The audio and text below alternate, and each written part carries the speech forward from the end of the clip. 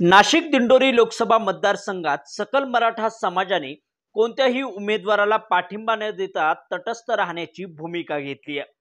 काल झालेली पत्रकार परिषद आणि त्यात जाहीर केलेला पाठिंबा हा मान्य नसल्याचं सांगत तो काही कार्यकर्त्यांचा व्यक्तिगत निर्णय असेल असं जाहीर करण्यात आलंय।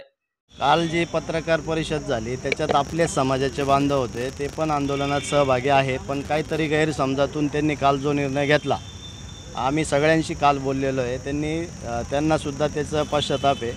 परंतु आज आपण इथं बैठक घेऊन जी मूळ भूमिका आहे आंदोलनाची जरांगे पाटलांच्या भूमिकेशी आम्ही पहिल्या दिवसापासून तंतोतंत त्या भूमिकेशी समरस असल्यामुळे त्याच भूमिकेतून आजची पत्रकार परिषद घेतलेली आहे। आणि सकल मराठा समाजाचा इथं 4 मराठा उमेदवार असल्यामुळे आम्ही कोणत्याही एका उमेदवाराला पाठिंबा दिलेला नाही आहे। मराठा समाज राजकारणात पुढारलेला असल्यामुळे त्यांना कोणाच्याही सांगण्याची गरज नाही, तो सुज्ञ असल्यामुळे तो योग्य उमेदवाराला मतदान करेल आणि त्यांचं ते काम करते। म्हणजे आपण तटस्थ आहोत। परिषदेचा इथे आम्ही निषेध करतो। छत्रपती शिवरायांना मानणारे सगळे मावळे आहेत, यांना कोणीही विचारत न घेता काल पत्रकार परिषद झालेली आहे।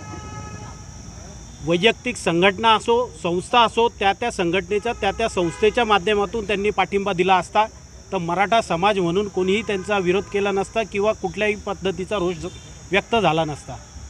परंतु मराठा समाज म्हणून जो काही निर्णय झाला, मराठा क्रांती मोर्चा म्हणून जो निर्णय झाला, हा निर्णय चुकीचा आहे। त्यांनी ज्या लोकांवर, मराठा समाजाच्या मुलांवर काल गुन्हे दाखल केले आहेत, ते गुन्हे दाखल केलेले गुन्हे त्यांनी मागे घ्यावे। कारण आम्ही तुम्हाला आपलं मानतो, तुम्ही ज्या मुलांवर गुन्हे दाखल केले तुम्ही त्यांना आपलं मानून तो विषय बंद केला पाहिजे। आणि जरांगे पाटील यांनी सांगितल्याप्रमाणे मराठा समाजाचा कुठल्याही उमेदवाराला पाठिंबा नाही। मराठा समाज हा सुज्ञ आहे। मराठा समाजाच्या लोकांना माहिती आहे कोण कोणासाठी काम करतं, त्या पद्धतीने त्यांनी त्यांच्या पद्धतीने ते मतदान करतील।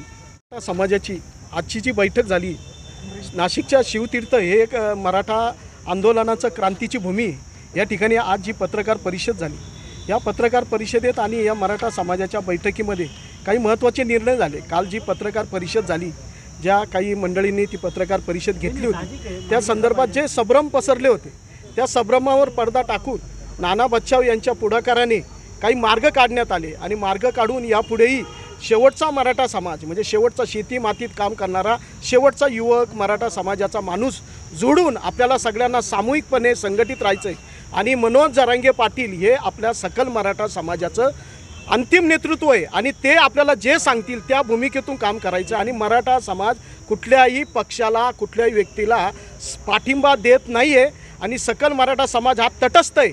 आज समाजाला कळतंच, मराठा समाजासाठी राबणारा, कष्ट करणारा, समाजाची भूमिका मानणाऱ्या उमेदवाराला मराठा समाज कौल देईल, हे मराठा समाजाला सांगायची गरज नाही आहे। आणि मराठा समाज नक्कीच या निवडणुकीमध्ये आपली भूमिका मतांच्या माध्यमातून व्यक्त करणार आहे।